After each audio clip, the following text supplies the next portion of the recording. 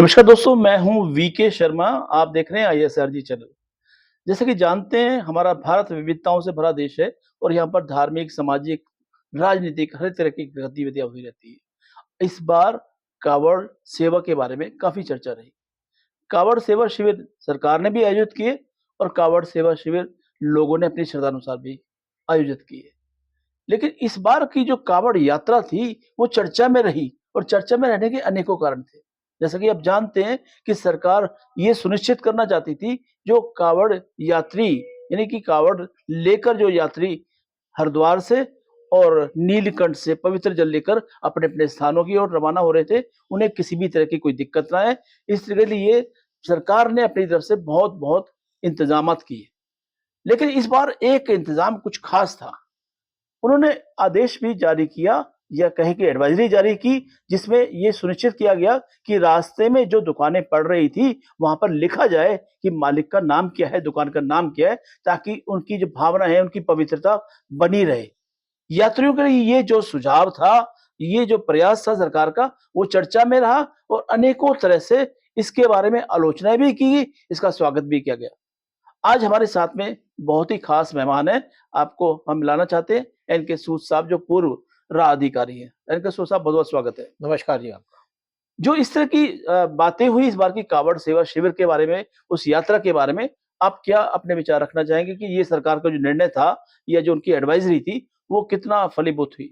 देखिए बड़ी अच्छी एडवाइज़री थी, बड़ा अच्छा डिसीज़न था, क्योंकि एक बड़ा रिलीजियस फंक्शन है और यहाँ पे जो लोग हैं वो व्रत रखते हैं और जो लोग व्रत रखते हैं साथ में कई जब खाना खाते हैं शाम को, तो ऐसी जगह खाना खाना चाहते हैं जो साफ हो, शुद्ध हो, शाकाहारी हो और इसलिए यहाँ पे कई बार कुछ गड़बड़ें की गई हैं, कुछ मुस्लिम्स के द्वारा।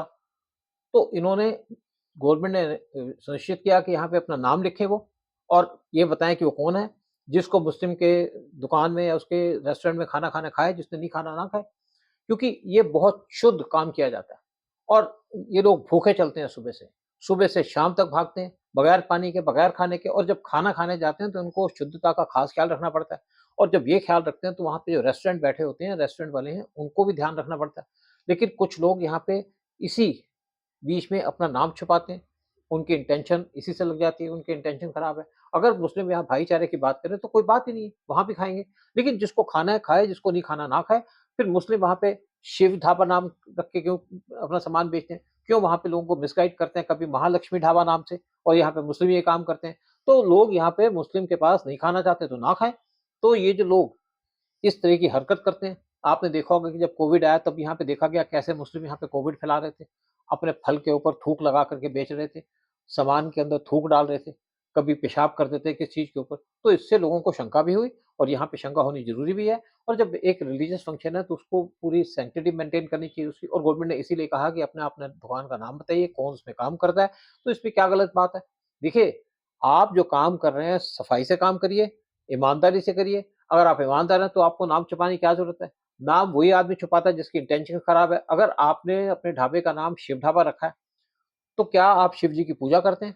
क्या आप शिव को मानते हैं? जब आप नहीं मानते तो क्यों अपने ढाबे का नाम शिव रखा है? तो जी, इसीलिए यहाँ पे ये चीज़ें क्लैरिफ़ाई करनी पड़ी और लोगों को यहाँ पे मुस्लिम को दिक्कत तो हुई, लेकिन सबसे ज़्यादा दिक्कत हुई हमारे सुप्रीम कोर्ट को, जी। जो हर एक चीज़ में अननेसेसरी इंटरफेयर करता है और ये केस चला गया सुप्रीम कोर्ट में, तो सुप्रीम कोर्ट ने इस यात्रा के ऊपर बैन लगा दिया कि यहाँ पे जो ये यात्रा के अंदर जो काम किया जा रहा है, इसके ऊपर ये काम नहीं किया जाएगा, यानी कि अपना नाम नहीं लिखेंगे। उन्होंने कहा जी, जो अपना नाम लिखना चाहे लिखे, लेकिन मेन बात ये आती है कि सुप्रीम कोर्ट को क्या प्रॉब्लम थी, जी। इस नाम लिखने के ऊपर? सूद साहब, यहाँ पर एक मैं आपको बीच में टोकना चाहता हूँ कि हमारा राम रहीम का देश है। यहाँ पर आपस में एक-दूसरे से भाईचारा, एक-दूसरे के त्योहारों को मिलकर मनाने की परंपरा रही है। लेकिन इस बार ऐसा क्या हुआ कि सरकार को एडवाइज़री जारी करनी पड़ी कि अपने दुकान के सामने आप बोर्ड लगाएँ, नाम लिखें, अपने कर्मचारियों के नाम लिखें। तो ऐसे में सुप्रीम कोर्ट ने अगर बीच में इंटरफेयर किया है, तो कुछ ना कुछ तो कारण होगा, क्योंकि हमारी जो राजनीतिक पार्टियाँ हैं, उन्होंने भी अपने मंसूबे जारी कर दिए कि ये सरकार का एडवाइज़री गलत था। देखिए, जहाँ तक पॉलिटिशियन की बात करो, पॉलिटिशियन तो मुस्लिम को यहाँ पे प्रमोट करता है, उनको प्लीज़ करने की कोशिश करता है, उनकी वोट लेने के चक्कर में। लेकिन मेन बात है कि सुप्रीम कोर्ट को क्या इश्यू था? क्या सुप्रीम कोर्ट का इसमें इंटरफेयर करना ज़रूरी था? मेरे हिसाब से कोई ज़रूरी नहीं था। सुप्रीम कोर्ट क्या किसी मुस्लिम के फंक्शन के अंदर या उसके रिलीजियस फंक्शन के अंदर इंटरवीन करेगा? आपने बहुत बार देखा होगा कि हमारी यात्रा निकलती है, तो जब यात्रा निकलती है किसी मस्जिद के सामने से तो उसके ऊपर पत्थर मारे जाते हैं, वहाँ पे राइटिंग की जाती है और मंदिरों को तोड़ा जाता है। क्या किसी हिंदू ने मुस्लिम के मस्जिद को तोड़ा है या कुछ ऐसा काम किया? कभी नहीं किया। जब मुस्लिम के फंक्शन होते हैं तो हिंदू उसमें पार्टिसिपेट करते हैं तो पीसफुली पार्टिसिपेट करते हैं। अगर किसी मुस्लिम को पार्टिसिपेट करना है तो करे, लेकिन अपना नाम छुपा के अगर वो ऐसा काम करता है तो इसका मतलब उसकी इंटेंशन ठीक नहीं है। अगर ये राम रहीम की बात की जाती है, गंगा यमुना तहज़ीब की बात की जाती है, तो क्या मुस्लिम इसको मेंटेन करते हैं? तो क्यों हमारी यात्रा के ऊपर पत्थर फेंकते हैं? तो जब वो पत्थर फेंकते हैं तो कितने मुस्लिम हैं जो उसको अपोज़ करते हैं? कितने लोग हैं जो इसके ऊपर क्वेश्चन उठाते हैं? और क्या हमारे जो अपोज़िशन के लोग हैं, जो मुस्लिम अपीसमेंट का काम करते हैं, तब तो कुछ नहीं बोलते? अगर एक कोई हिंदू मर जाए तो कोई इश्यू नहीं है। अगर मुस्लिम मर जाए हिंदू के द्वारा तो एक इश्यू बन जाता है। लव जिहाद के ऊपर कोई बात नहीं करता, क्योंकि ये इंडिया का कल्चर खराब करना चाहते हैं। इंडिया का रिलीजन को जो हिंदू का रिलीजन है उसके ऊपर दाग लगाना चाहते हैं। तो इसलिए इन्होंने जो गवर्नमेंट ने काम किया एक पर्पज़ था। जी। तो मुस्लिम को इसमें क्या ऑब्जेक्शन हो सकती है? अब आपने जो दुकान का नाम दिया है, आपने मकान का नाम है तो लिखो कि हम जी, मुस्लिम हैं, हमने ये मकान लिया है, क्या प्रॉब्लम है? इस बात को तो आप मानेंगे सूद साहब कि जो एक्सट्रीमिस्ट हैं या कहें कि छेड़छाड़ करने वाले जो तत्व है, वो दोनों तरफ हैं। हिंदुओं के गुट में भी हैं, उधर भी हैं और वो चाहते हैं कि ये जो सौहार्द सालों-साल से भारत की एक परंपरा बना रहा है, उसमें कुछ छेड़खानी की जाए और ऐसे छेड़खानी करके वो भारत में कुछ विघटनकारी शक्तियाँ हैं, वो एक तरह से आगे बढ़ रही हैं। सरकार अपनी तरह से इसको रोकना चाहती है, तो आप क्या मानते हैं कि इस बार जो सरकार ने एक एडवाइज़री जारी की वो परंपरा को मेंटेन करने के लिए थी या कुछ और गड़बड़ थी? देखिए सिंपल सी बात है, आप मुझे इंसिडेंट बता दीजिए। कि कितने हिंदुओं ने अपना नाम मुस्लिम रख करके एक लव जिहाद के ऊपर काम किया। एक भी नाम बता दीजिए, कोई नाम नहीं होगा। लेकिन मुस्लिम लव जिहाद में इन्वॉल्व होते हैं। हिंदू लड़कियों को अपना हिंदू नाम हिंदू लड़कियों को अपना असली नाम नहीं बताते, हिंदू नाम बता के उनको फँसा लेते हैं, शादी कर लेते हैं, उनसे रेप करते हैं, फिर उसको कहते हैं तुम कन्वर्ट हो जाओ। तो ये चीज़ हिंदू ने तो कभी नहीं की। कितने हिंदुओं ने इनकी यात्रा के ऊपर पत्थर फेंके हैं। जब यहाँ पे मुहर्रम मनाते हैं तो क्या कोई हिंदू यहाँ पे डिस्टर्बेंस क्रिएट करते हैं? वहाँ पे भी मुस्लिम डिस्टर्बेंस क्रिएट करते हैं। तो इसमें हिंदू-मुस्लिम का या राम-रहीम की बात नहीं आती। बात आती है कि अगर आपकी इंटेंशन ठीक नहीं है, फिर अगर ये ऐसा काम करते हैं तो कितनी हमारी पॉलिटिकल पार्टी हैं, कितने यहाँ पे मुस्लिम हैं जो इसको ऑब्जेक्शन उठाते हैं कि मुस्लिमों ने नूह के अंदर क्यों पत्थर मारे थे? क्यों वहाँ पे कत्लेआम किया था? क्यों गोलियाँ मारी थी जब वहाँ पे यात्रा चल रही थी? तो एक परंपरा बनी हुई है। आप देखिए कि जब हमारी अमरनाथ यात्रा चलती है तो वहाँ पे पाकिस्तान के लोग वहाँ पे मिलिटेंसी करने की कोशिश करते हैं, यात्रियों को मारने की बात करते हैं। तो कभी हिंदू ने तो ऐसा काम नहीं किया। एक इंसिडेंट बता दीजिए। जी, आप ये एक और मैं आपसे सवाल ये करना चाहता हूँ कि जिस तरह से सरकार ने एडवाइज़री जारी की कि अपनी दुकान के बाहर आपने दुकान का नाम लिखना है, मालिक का नाम लिखना है, कर्मचारियों का नाम लिखना है। ये एडवाइज़री को बीच में सुप्रीम कोर्ट ने हस्तक्षेप करके रोक दिया। तो इस बार के ये निर्णय को लेकर चर्चाएँ हो रही हैं। आप क्या मानते हैं कि भारतीय संस्कृति में इस तरह की एडवाइज़री जारी करने से जो मनमुटाव है, वो रुक सकते हैं क्या? क्या हमारा भाईचारा फिर से दोबारा कायम हो सकता है क्या? क्या सुझाव आपकी तरफ से और हो सकते हैं? कितना भाईचारा है? कितना भाईचारा है हिंदू-मुस्लिम का? कितने हिंदुओं ने यहाँ पे मुस्लिम के खिलाफ काम शुरू किया है या उनके साथ वहाँ पे दंगे किए हैं? जो यहाँ पे 95% जो क्राइम की जाती है मुस्लिम के द्वारा की जाती है। 95% जो लव जिहाद या बाकी चीज़ की जाती है मुस्लिम के द्वारा की जाती है। तो हिंदू ने का तो कोई इन्वॉल्वमेंट नहीं है। हिंदू क्या करते हैं? अगर आप हमारे रिलीजन के अंदर इंटरफेयर करेंगे तो दिक्कत होगी। अब सुप्रीम कोर्ट के एक जज थे, भट्टी साहब, जस्टिस भट्टी। उन्होंने कहा मैं केरला के अंदर एक रेस्टोरेंट में जाता था, वहाँ पे 2 रेस्टोरेंट थे, एक हिंदू का था, एक मुस्लिम का था, वेजिटेरियन रेस्टोरेंट थे, तो मैं मुस्लिम के रेस्टोरेंट में जाता था, क्योंकि उनकी वहाँ सफाई ज़्यादा होती थी। लेकिन भट्टी साहब आप एक बात बताइए कि क्या आपका नॉर्मल खाना कब का कंपैरिज़न है, जो यहाँ पे यात्रा के अंदर लोग खाना खाते हैं? यात्रा के अंदर लोगों को मेन प्योरिटी करनी होती है और आप खाइए तो आपसे कोई दिक्कत नहीं है। मैं भी खाता हूँ कई बार मुस्लिम के पास। लेकिन अगर कोई रिलीजियस चीज़ हो, तो उसके अंदर तो कोई ये नहीं चाहेगा कि वहाँ पे कोई ऐसी डिस्प्लीज़िंग चीज़ हो, यहाँ पे कोई हेरा-फेरी की जाए। तो जो अगर यहाँ पे नाम ले दिया तो क्या दिक्कत है? एक और बात है कि सुप्रीम कोर्ट के सामने केस आया था, सबरा मलिक टेंपल का केस, शबरम अली। जहाँ पे लेडीज़ को एंट्री नहीं है। हाँ, पूजा का अधिकार नहीं था। पूजा तो वो उसके कोई रीजंस हैं, उसके कोई पर्पस है। ये तो नहीं है कि हम हर एक मंदिर में लेडीज़ को मना करते हैं। हर एक मंदिर का अपना सिस्टम है, हर एक कोई मंदिर ऐसे हैं जहाँ पे आपको ऊपर आदमियों को कपड़े नहीं पहन के जाना होता है। नीचे कपड़े पहने होते हैं, यानी कि धोती पहन के जाते हैं। तो वहाँ का जो सिस्टम है वो मेंटेन करना चाहिए। जिसको जाए, जो ना जाए, लेडीज़ को नहीं कहते वो। लेकिन अगर सबरामाली टेम्पल के अंदर ऐसी बात है कि वहाँ पे एक रिलीजियस इश्यू है कि वहाँ पे आपने लेडीज़ की एंट्री नहीं है, तो क्यों सुप्रीम कोर्ट इंटरवेन करता है? और वहाँ पे जो इश्यू उठाया, वो उठाया वहाँ के क्रिश्चियंस ने, मुस्लिम्स ने और साथ में जो वहाँ पे कम्युनिस्ट थे कि हम मंदिर में एंटर करना चाहते हैं। किसी हिंदू लेडी ने वहाँ पे एंटर करने की बात नहीं की और उसके बाद जब केस सुप्रीम कोर्ट में चला गया, तो सुप्रीम कोर्ट में 5 बेंच बेंच जजेस का बेंच बैठा और उन्होंने 4-1 से इसके फेवर में दिया कि वहाँ पे लेडीज़ को परमिट करना चाहिए। उसके बावजूद भी वहाँ पे लेडीज़ को जाने की परमिशन नहीं दी गई क्योंकि वहाँ पे हमारे सेंटिमेंट हर्ट होते हैं। किसी हिंदू को तो कोई प्रॉब्लम नहीं थी, किसी हिंदू लेडी को प्रॉब्लम नहीं थी, जो अपने आप को कम्युनिस्ट हैं, हिंदू कहते हैं तो हमें उससे कोई फ़र्क नहीं पड़ता, वो हिंदू नहीं है।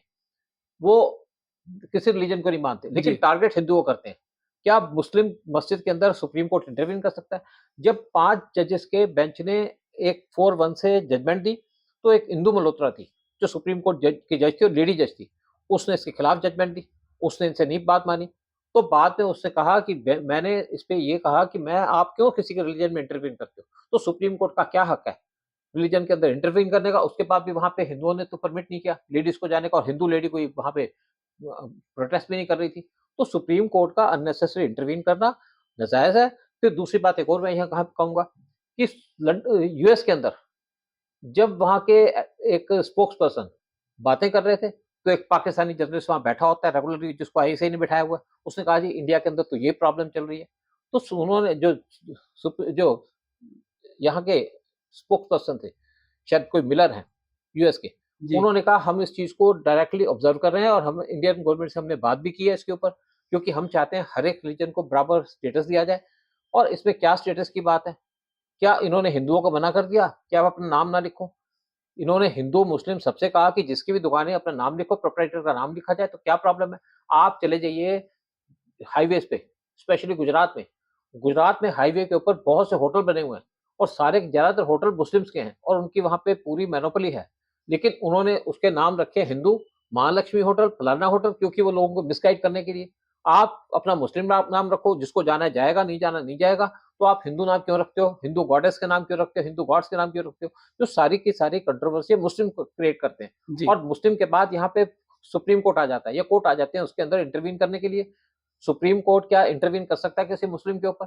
सुप्रीम कोर्ट रात को 12 बजे भी अपना कोर्ट खोल देता था जब किसी मुस्लिम को फांसी लगानी होती थी, किसी मिलिटेंट को फांसी लगानी होती थी।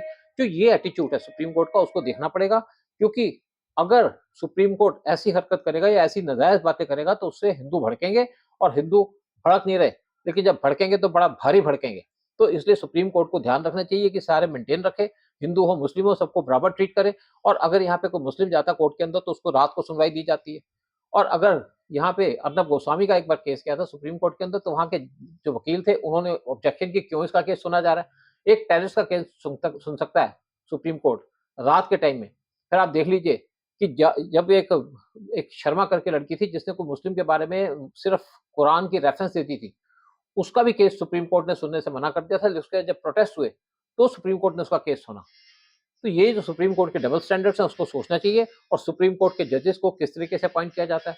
गवर्नमेंट को इसके ऊपर कुछ ज़रूर कोई एक्शन लेना चाहिए, ज़रूर कुछ सोचना चाहिए कि किस तरीके से इनकी अपॉइंटमेंट हो क्योंकि बहुत से जो जजेस हैं उनकी अपॉइंटमेंट हुई थी कांग्रेस के टाइम में और वहाँ पे कम्युनिस्टों को स्पेशल जज बना दिया गया था। इससे अब तक हम झेल रहे हैं इस चीज़ को। जी। सूद साहब बहुत सारी बातें हैं जो आपसे करने का मन है लेकिन समय में इजाज़त नहीं देता। चलते-चलते एक आखिरी सवाल और है कि जिस तरह से श्रावण मास के महीने में शिवरात्रि के अवसर पर भक्त लोग अपने-अपने घरों से निकलते हैं, अपने स्थानों से निकलते हैं, हरिद्वार जाते हैं, नीलकंठ जाते हैं, वहाँ से पवित्र जल लेकर अपने मंदिरों में वापस आते हैं, वहाँ जल चढ़ाते हैं। ये जो पवित्र कार्य है वो बरसों बरस से हो रहा है। आप क्या मानते हैं कि कुछ ऐसे आपके सुझाव होंगे जिसके माध्यम से सरकार और जो हमारी आपसी भाईचारे वाली पद्धति है, आपस का जो समाज है, वो एक बार फिर से एकजुट हो जाए और उनके बीच में कोई भेदभाव ना रहे। आपके सुझाव? इसके लिए मुस्लिम्स को अपने आप को देखना पड़ेगा, झाँकना पड़ेगा अपने अंदर। आप देखिए हिंदुस्तान के अंदर लाखों मंदिर हैं जिसके ऊपर मस्जिद वालों ने कब्ज़ा किया, मुस्लिम ने कब्ज़ा किया। वो छोड़ दें, राम मंदिर पे भी इनका कब्ज़ा था। बनारस में जो मंदिर है, उसपे भी इनका कब्ज़ा था और बहुत से इंडिया के अंदर मंदिर है, जिसके ऊपर मुस्लिम ने कब्ज़ा किया हुआ है, लेकिन किसी हिंदू ने तो मस्जिद के ऊपर कब्ज़ा नहीं किया। ये इनको एक एटीट्यूड के ऊपर देखना पड़ेगा, चाहे कृष्ण जन्मभूमि भी है। आप अपने आप को वहाँ से विथड्रॉ कीजिए और भाईचारे की बात करनी उनको पड़ेगी। हमारी तरफ से कोई प्रॉब्लम नहीं है और जब इंडिया का पार्टीशन हुआ था, हिंदू मुस्लिम का इशू हुआ था कि जो मुस्लिम है वो पाकिस्तान में रहेंगे और हिंदू रहेंगे इंडिया के अंदर। तो मुस्लिम को यहाँ पे रखा गया, और अगर आप इंडिया के अंदर रह गए और पाकिस्तान नहीं गए तो आपको एक चीज़ सोचनी पड़ेगी कि आप क्या हमारे से मिल के रह रहे हैं? क्या आप हमसे जो है बर्ताव प्रॉपर कर रहे हैं? अगर आप हमारी यात्रा पे पत्थर फेंकेंगे तो कैसे भाईचारा चलेगा? जी, तो शुरुआत इनको करनी पड़ेगी। इनको प्रूव करना पड़ेगा कि हम गलत नहीं हैं। अगर गलत हैं तो हिंदू गलत नहीं है, मुसलमान गलत है। हमने तो तुम्हारे कोई फंक्शन के ऊपर कोई पत्थर नहीं फेंकते। हम तुम्हारे कोई लव जिहाद में कन्वर्ट नहीं करते। कन्वर्ट करते हैं मुस्लिम हिंदू को धोखा दे करके, और यहाँ पे भी धोखा दिया जा रहा है। देखिए, जब आपका सावन का महीना होता है तो हम नॉन-वेज नहीं खाते। जो खाते हैं वो भी नहीं खाते, और कुछ लोग प्याज भी नहीं खाते, क्योंकि उनकी रिलीजियस सेंटिमेंट्स हैं। जी। तो इन चीज़ों को नज़र में रखते हुए गवर्नमेंट को भी सोचना पड़ेगा, और स्पेशली कोर्ट को सोचना पड़ेगा कि ऐसे काम ना करें, जिससे हिंदू के सेंटिमेंट हर्ट हो। हम कब तक बर्दाश्त करेंगे? जी। यही लोग बात करते हैं। बहुत-बहुत धन्यवाद सूद साहब, आपने बहुत बारीकी से और बहुत गहनता से हमारे इस शिवरात्रि का या कावड़ सेवा के बारे में आपने विचार दिए, जानकारी दी। मुझे लगता है कि हमारे दर्शकों को ये जानकारी काफ़ी अच्छी लगेगी। दर्शकों, आपको कोई और भी विषय पर बातचीत सुननी हो, किसी खास मेहमान से बातचीत हमारी सुननी हो, तो अवश्य हमें संपर्क कीजिएगा। नीचे लिखे नंबर्स पर आप हमें संपर्क कर सकते हैं। आज्ञा दीजिए, नमस्कार। नमस्कार।